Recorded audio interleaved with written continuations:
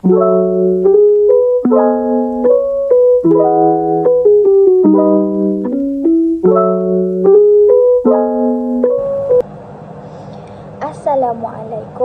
dan selamat sejahtera. Nama saya Suhaila dan ahli kumpulan saya bernama Fatin, Aida, Nisa, Asila dan Julia. Kami dari grup 1 akan membentangkan faktor-faktor pembentukan etika dan peradaban dalam masyarakat pelbagai etnik di Malaysia. Seperti yang kita tahu, Malaysia merupakan antara negara-negara yang mempunyai pelbagai jenis bangsa dan agama. Walaupun mempunyai pelbagai perbezaan, Malaysia masih mampu mengekalkan keamanan bagi setiap bangsa. Ini kerana nilai etika dan peradaban sebagai rakyat Malaysia masih tinggi dan dipupuk dalam diri masing-masing. Etika membawa maksud tanggungjawab seseorang dalam perkara yang patut dan tidak patut dilakukan. Peradaban pula merupakan sesebuah perkataan yang berasal dari Arab, iaitu adabah, yang bererti tingkah laku atau tata susila yang baik dan terpuji.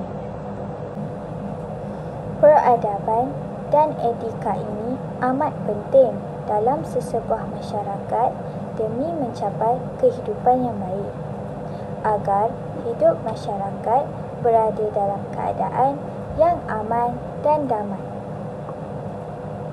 Ia juga penting bagi memupuk nilai moral dalam diri kita.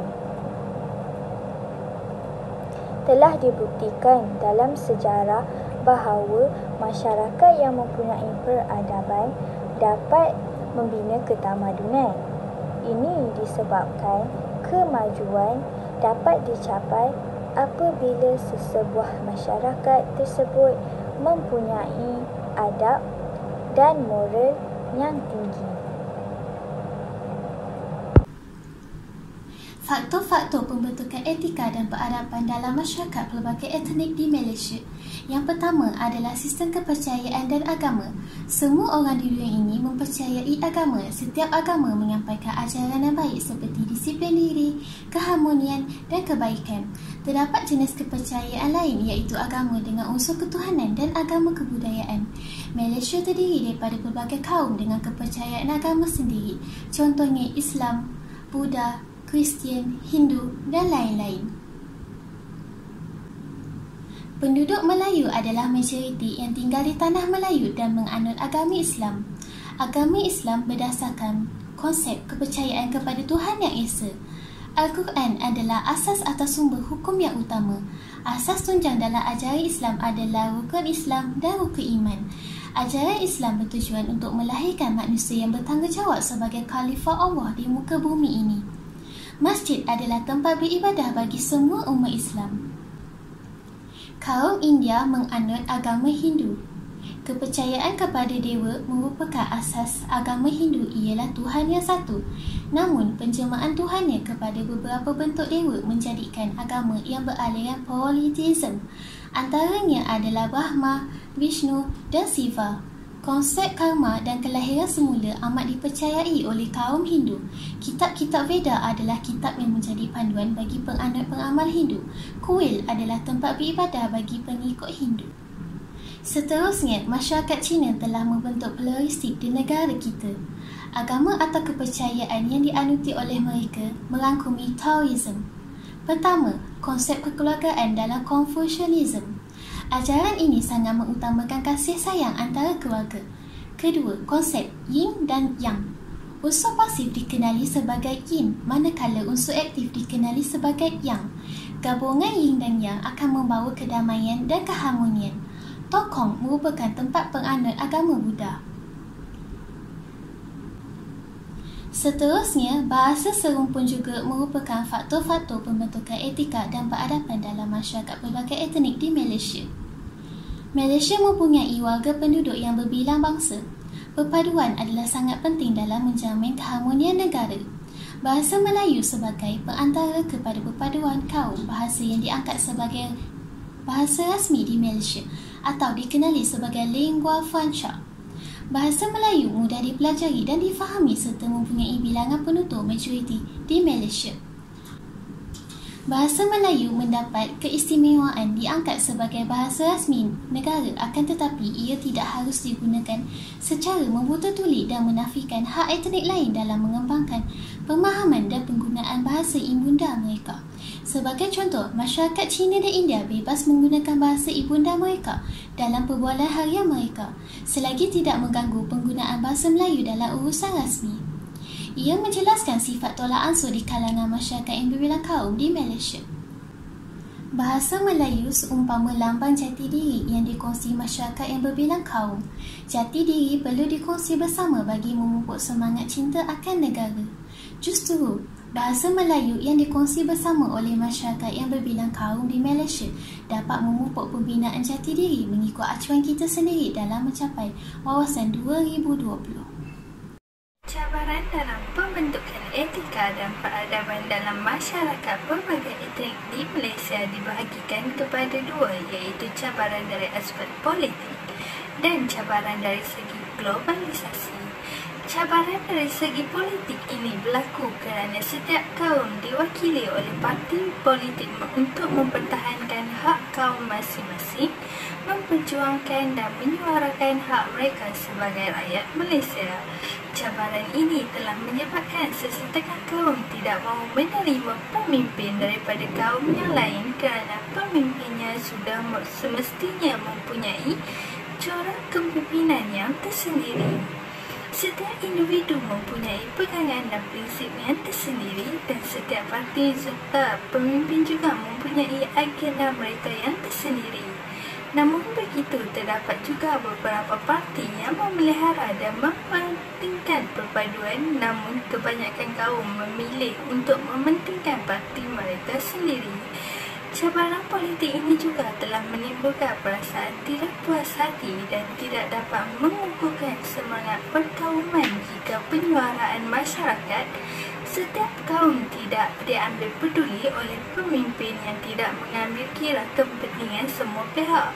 Oleh itu, isu perkauman seperti bahasa, kebudayaan, agama, kerakyatan, pendidikan dan ekonomi telah diperalatkan oleh sesuatu pihak. Cabaran yang kedua ialah cabaran dari segi globalisasi. Cabaran ini merujuk kepada dunia tanpa sepadan yang di mana hubungan ini menjadi semakin pantas dan cepat. Cabaran globalisasi ini telah membawa masuk pengaruh barat dari segi budaya, ideologi, ekonomi bebas serta sains dan teknologi yang dapat memusnahkan dan sistem politik yang dianggap terbaik bagi semua pihak.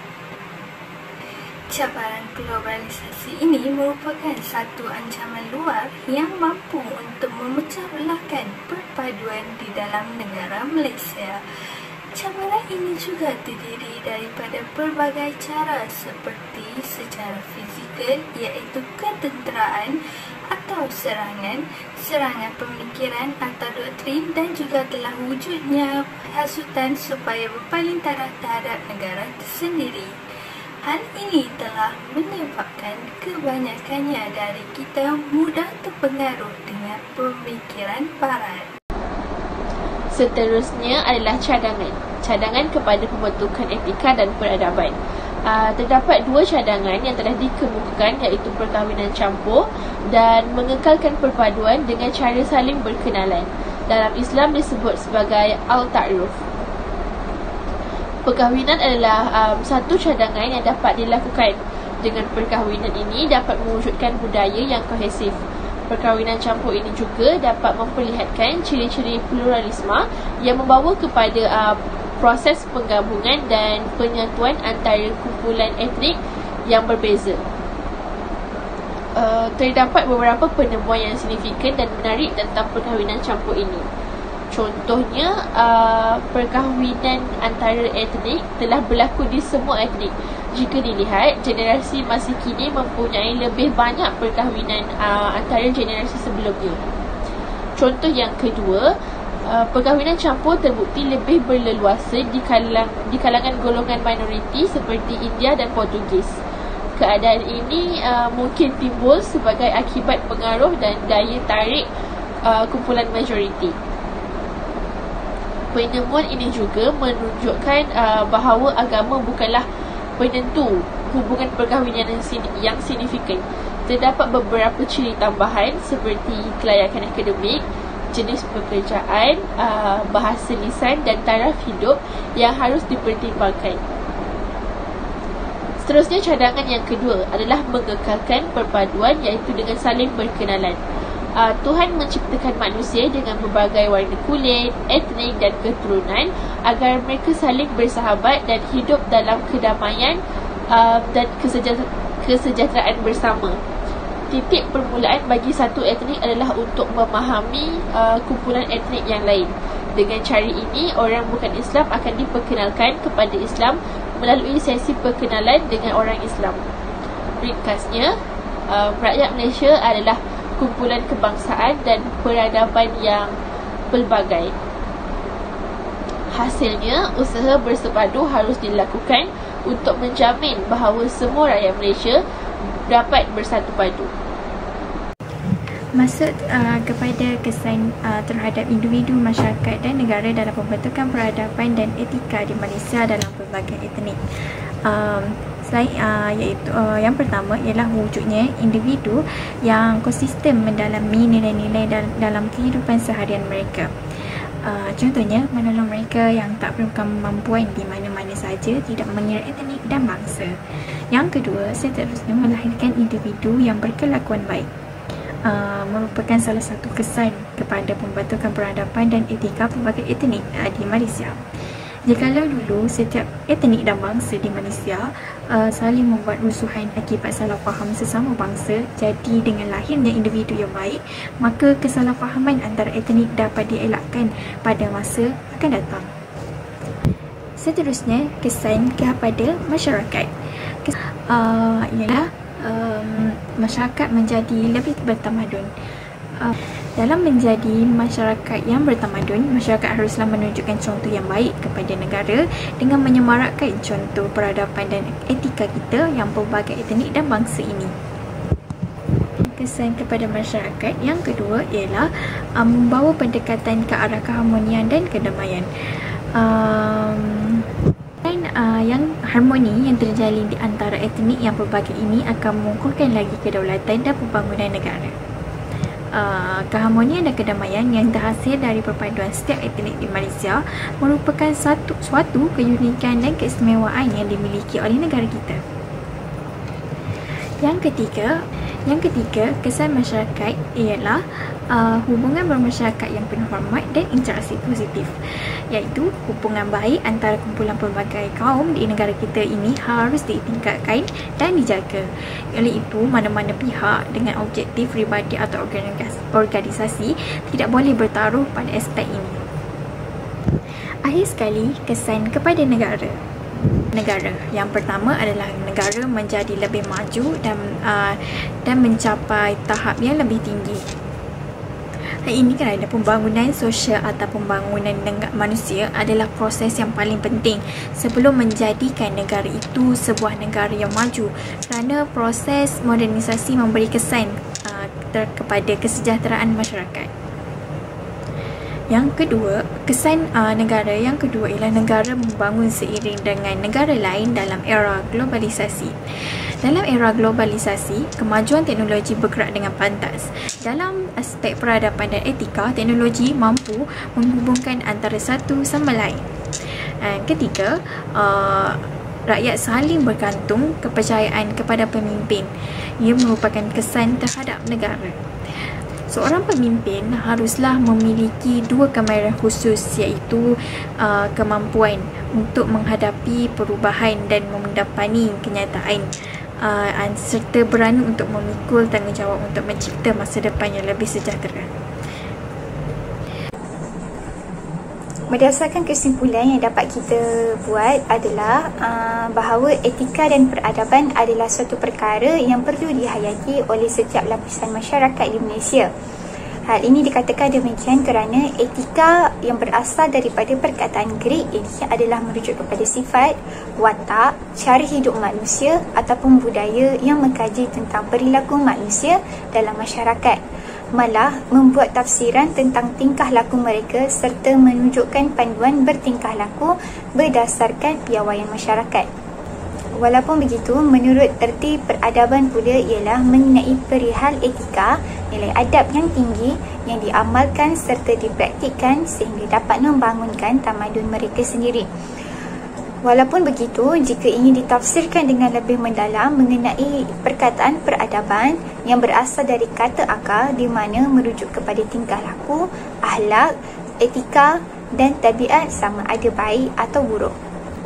Secara kesimpulan yang dapat kita lakukan mengenai etika dan peradaban ialah ianya merupakan satu elemen yang penting dan perlu dipertahankan sehingga akhir hayat. Namun begitu, ia membawa maksudnya seerti dan terdapat pada sejarah terdahulu lagi. Malah dua konteks ini juga amat penting pada struktur sosial di Malaysia bagi melahirkan sebuah masyarakat yang perlu bekerjasama untuk memajukan dalam pelbagai aspek, sebagai contoh politik, ekonomi dan sosial. Pembentukan etika dan peradaban yang terdapat dalam pelbagai kaum adalah dengan melahirkan sikap menghormati antara sesama kaum di mana Malaysia mempunyai pelbagai kaum iaitu Melayu, Cina, India dan lain-lain. Mempunyai pemikiran kelas pertama sebagai strategi bagi membangunkan sebuah negara Malaysia yang progresif dan berkemajuan. Sehubungan dengan itu juga menjadi bangsa Malaysia yang berjiwa merdeka, yakin tentang kemampuan diri sendiri dan setaraf dengan bangsa-bangsa lain di dunia. Sekian sahaja daripada kami dari kumpulan 1. Wabillahi taufiq wal hidayah. Wassalamualaikum warahmatullahi wabarakatuh.